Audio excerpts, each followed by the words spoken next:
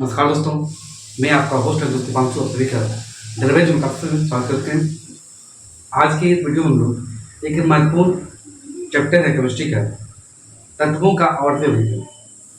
और ये इतना महत्वपूर्ण टॉपिक है कि इनसे चाहे आरआरबी का एग्जाम हो, एसएससी का हो, या पीसीएस का हो, या स्टेट एग्जाम का हो, उसमें इस टॉपिक से जो है क्वेश्चन जरूर आता है। इसीलिए ये आप लोग के लिए काफ़ी हेल्पफुल रहेगा।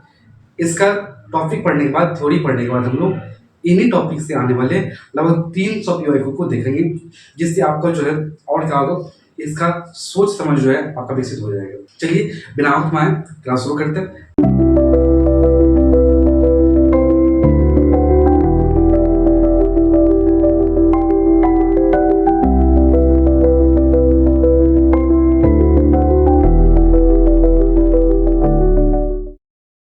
टॉपिक माना क्या है? तत्वों का आवर्ती वर्गीकरण। तत्वों का आवर्ती वर्गीकरण टॉपिक माना है तत्वों का वर्गीकरण की आवश्यकता क्यों पड़ी? चूंकि जानते हैं कि अलग अलग तत्वों का भौतिक गुण, रासायनिक गुण क्या था, दोनों अलग अलग होता है। और 118 तत्व का गुण और रसायन भौतिक गुण, रासायनिक गुण का दोनों अलग होता है। ठीक है, इसके अध्ययन के लिए तत्वों को जो है ग्रुप में बांटा, ग्रुप और आवर्त में बांटा, ताकि हम लोगों को जो है अध्ययन करने में क्या हो, सुविधा हो। ठीक है ना। जैसे आप पढ़े कि जैसे मोस्ले का आवर्त सारणी जो है, इससे पढ़े कि वर्ग एक के तत्व को बोलते हैं हम लोग क्षारीय धातु। मतलब वर्ग एक के जो भी तत्व है, लिथियम, सोडियम, पोटेशियम, ठीक ना, ये सभी तत्व जो है ये पानी से अभिक्रिया करेगा, क्षार बनाएगा, क्या बनाएगा? क्षार बनाएगा। इसलिए बोलते हैं क्षारीय धातु बोलते हैं। साथ ही वर्ग दो के जो तत्व है इसको बोलते हैं हम लोग, कौन से बोलते हैं? क्षारीय मृदा धातु। ठीक है। उसी तरह वर्ग 17 के तत्व बोलते हैं हम लोग कौन सी? हाइड्रोजन तत्व। और वर्ग 18 तत्व बोलते हैं कौन सी? निष्क्रिय तत्व। ठीक है। मतलब कि ग्रुप में यदि वर्ग में बांट दिए, ठीक है, तो एक यदि हम मान लेते हैं कि सोडियम जो है ये पानी से अभिक्रिया करता है, मतलब वर्ग एक का जो भी एलिमेंट्स है वो क्या करेगा? पानी से अभिक्रिया करेगा। मतलब हमको जो है अध्ययन करने में क्या हो, आसान हो। ठीक है, चलिए हम देखते हैं तत्वों का वर्गीकरण का जो है सबसे पहला प्रयास जो है क्या गया था? डॉवेराइडर के द्वारा। डॉवेराइडर जो थे ये जर्मन रसायन शास्त्र एवं फार्मेसी के क्या थे? प्रोफेसर थे। इन्होंने सबसे पहले 1817 ईस्वी में तत्वों को जो तीन ग्रुप बनाए, तीन तत्वों का ये ग्रुप बना। ठीक है ना। और इनके अनुसार बीच वाले तत्वों का द्रव्यमान बाकी दोनों अगल बगल तत्वों के द्रव्यमान क्या होता है? औसत के बराबर होता है। इसको हम थोड़ा सा एग्जाम्पल समझते हैं। एग्जाम्पल मान लीजिए, इसका एग्जाम्पल पहला एग्जाम्पल दिया था कि लिथियम, सोडियम और पोटेशियम। इसका एटॉमिक नंबर 3, इसका 11, इसका 19। और सब मास बात करें तो मास का है एटॉमिक मास 7, 23 और इसका 49। क्या बोला कि बीच वाले तत्व का जो द्रव्यमान होगा वो आयरन और बायरन दोनों तत्वों के द्रव्यमान के औसत, मतलब दो एलिमेंट्स है, 2 से भाग देंगे। ठीक है, 6 क्या देख रहे हैं? 23 का मतलब इसका ये पहला एग्जाम्पल था। ठीक है, कि बीच का जो द्रव्यमान होगा वो अगल बगल के द्रव्यमान के औसत के बराबर होता है। इसका दूसरा एग्जाम्पल करें। दूसरा एग्जाम्पल है क्लोरीन, ब्रोमीन और आयोडीन। इसका एटॉमिक नंबर बात करें 17, 35 और 53। और इसके बात करें हम मास का 35.5, इसका 80 और इसका जो है 127। अब बीच का जो एटॉमिक मास है, क्या बोला कि अगल बगल मानते 36 मानते 36 प्लस 127 और सब दोनों जी कितना 7 6 13 5 1 6 2 16 81 लगभग मतलब बराबर हो जाता है। ये तो दूसरा इसका था क्लोरीन, ब्रोमीन, आयोडीन। और तीसरा जो होता है इसका, तीसरा बात करें इसका कैल्शियम, स्ट्रांसियम। इसका आप लोग जो है निकाल के देखिएगा तो बीच का जो द्रव्यमान होगा दोनों अलग द्रव्यमान के बराबर होगा, औसत के बराबर। इनके जो ये त्रिक नियम है ये कुछ ही तत्वों पर लागू होता है। ठीक है। साथ ही इन्होंने पहली बार जो है तत्वों के गुणधर्म को परमाणु द्रव्यमान से जोड़ने का प्रयास किया था। ये 2 पॉइंट देखिएगा, खासकर से एग्जाम्पल से क्वेश्चन आता है एग्जाम में। ठीक है, इसका एग्जाम्पल जरूर याद रखिएगा। इसका एटॉमिक नंबर और एटॉमिक मास दोनों याद रखिएगा। इसके बाद जो है 1866 ईस्वी में ब्रिटेन के वैज्ञानिक थे न्यूलैंड्स, और न्यूलैंड्स ने तत्वों को बढ़ते हुए परमाणु द्रव्यमान के आधार पर सजाया था। और इसके अनुसार आठवें तत्व का गुण जो है ये पहले तत्व के गुण के समान होता है। जैसे संगीत का सा रे गा मा पा धा नि सा होता है, मतलब कि पहले सा और लास्ट में क्या होता है सा। उसी तरह पहले तत्व का गुण जो है आठ तत्व के बराबर होता है। इसको एग्जाम्पल समझते हैं। मान लीजिए ये बात करें कि हाइड्रोजन जो है हाइड्रोजन ये धातु वो दोनों तरह व्यवहार करते हैं, इसीलिए न्यूट्रिएंट्स जो है हाइड्रोजन के लिए कोई समूह या कोई स्थान जो है व्यापक से नहीं कहता है, ठीक है।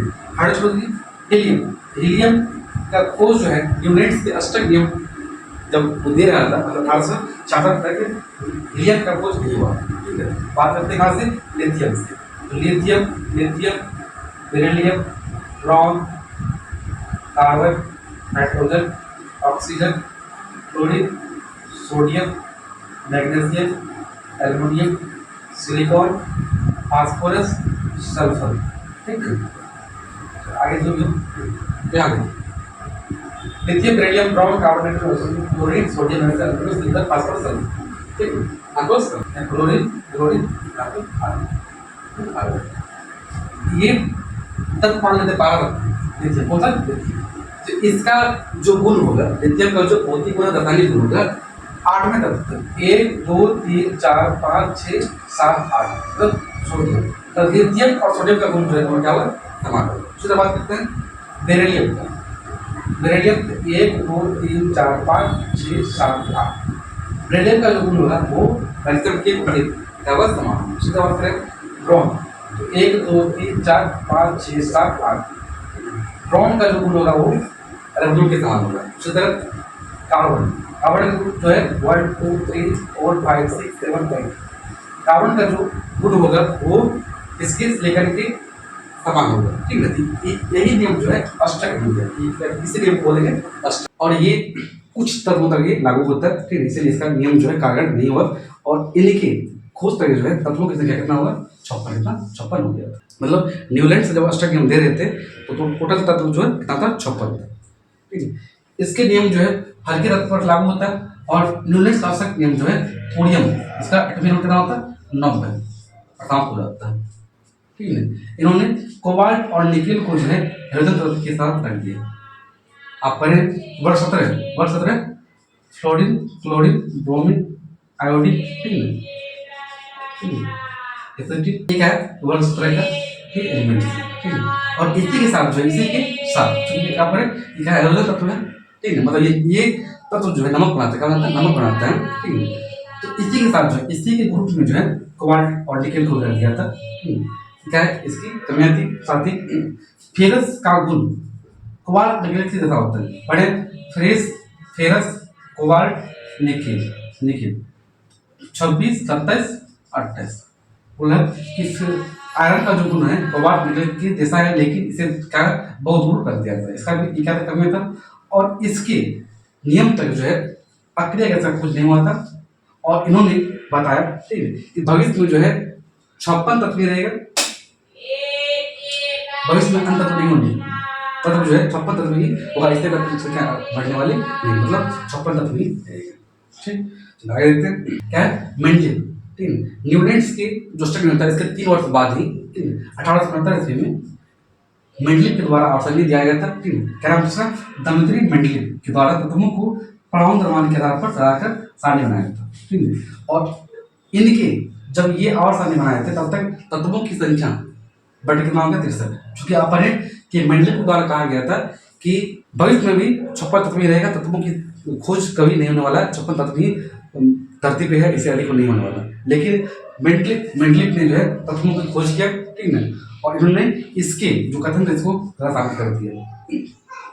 इन तत्वों के भौतिक और रासायनिक गुण के बीच संबंध स्थापित किया, ठीक है। भौतिक और रासायनिक दोनों को जो है अलग अलग बांट दिया। इन्होंने पहले बताया कि आवर्त जो है ये क्षितिज कथा होगा और वर्ग क्या होगा उधर कथा, मतलब क्षितिज क्या होगा क्षितिज ये होगा, ठीक है। ये कहलाएंगे आवर्त कहलाएंगे, ठीक है। और इस तरह रहेगा तो वही वर्ग कहलाएगा, ठीक है।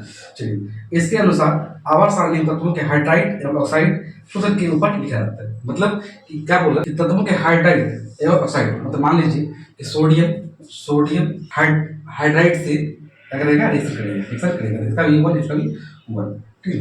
तो सोडियम क्या होगा Na, उस तरह बात करें मैग्नीशियम का, तो MgH, इसका 2, इसका 1, तो Mg H2 क्या लिख रहे हैं, यहाँ 1, यहाँ 1, यहाँ 2, फिर लिख मान एल्यूमिनियम, एल्यूमिनियम इसका 3, 1, तो AlS3 क्या दिख रहे हैं। इसमें जो है इलेक्ट्रॉन की संख्या, वैलेंसी की संख्या जो क्या है बढ़ते जा रहा। यही नियम होता है कौन सी हाइड्राइड एब्स्ट्रैक्ट के ऊपर लिखे जाते थे, ठीक है। इसे मतलब क्या देख रहे हैं, इसका वैलेंसी जो धीरे धीरे बढ़ रहा है, मतलब इसी श्रेणी में जो है तत्व भी बढ़ेगा, ठीक है। मेंडलिक ने नए तत्वों की खोज की, वैज्ञानिक की बोला कि नहीं भविष्य में तत्वों की संख्या आगे बढ़ सकती है, और जानते ही कि अभी वर्तमान में जो 118 तत्व अभी तक खुला जा चुका है। साथ ही मेंडलिक ने जो है अपने आवास सारणी में कुछ स्थान खाली छोड़ दिया था, ठीक है, ताकि भविष्य में जो खोजे तत्व हो वो किसी दूसरे को डिस्टर्ब किए हुए वो रिक्त स्थान में भर जाएंगे। और इसी का एक प्रतिफल था, अगर एक का खोज हुआ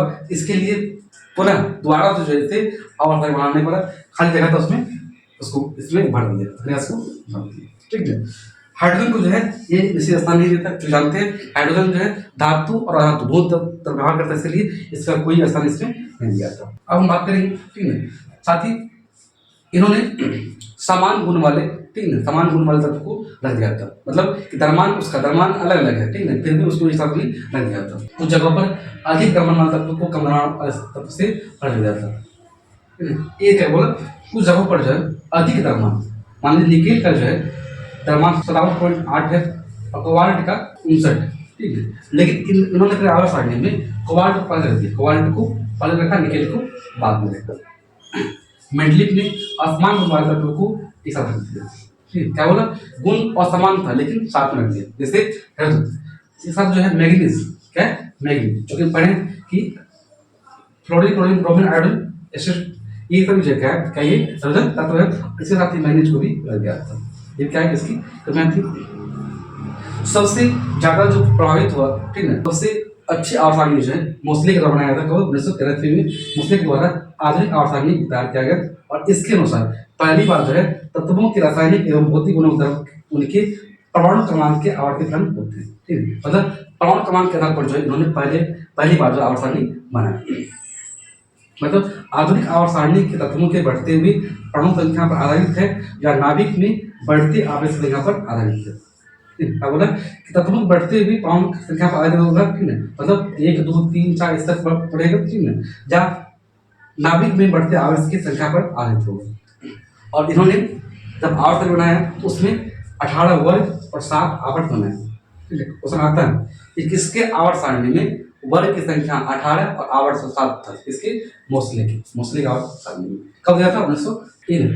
आवर्त में तत्वों की संख्या जो लगातार परमाणु क्रमांक पर होती है, मतलब कि आवर्त में जो तत्व होगा, आवर्त में जो तत्व होगा वो परमाणु क्रमांक के आधार पर होती है, ठीक है। अब हम जो नेक्स्ट वीडियो में जानेंगे कि आवर्त कैसे निकालते हैं, ठीक है, और वर्ग कैसे निकालते हैं, साथ ही वर्ग 1 के तत्व क्या बोलते हैं, वर्ग 2 की, वर्ग 3 के तत्व क्या बोलते हैं, 4 के क्या बोलते हैं, इस तरह से 17 क्या बोलते हैं, 18 को क्या बोलते हैं। मतलब हम सेकेंड वीडियो में जो है पूरे आवर्त सारणी को पढ़ लेंगे और सूत्र के माध्यम से, ट्रिक के माध्यम से, मुहावरा के माध्यम से हम लोग उसको याद कर लेंगे, ठीक है। फिर मिलते हैं किसी और वीडियो में, ठीक है, नेक्स्ट वीडियो में, ठीक है। और नेक्स्ट वीडियो जब डाल देंगे उसके बाद जो है इसी टॉपिक से लगभग 300 क्वेश्चन को देखेंगे, 300 क्वेश्चन को देखेंगे, नहीं क्या है PYQ है, ठीक है, जिससे आपका नॉलेज और बूस्ट होगा, ठीक है। फिर मिलते हैं इसी क्लास में। इसका PDF जो है हैंड रिटन नोट्स के रूप में आपको टेलीग्राम से मिल जाएगा, वहाँ पर आइए, टेलीग्राम से जुड़िए, वहाँ आपको इसका नोट्स मिल जाएगा, ठीक है।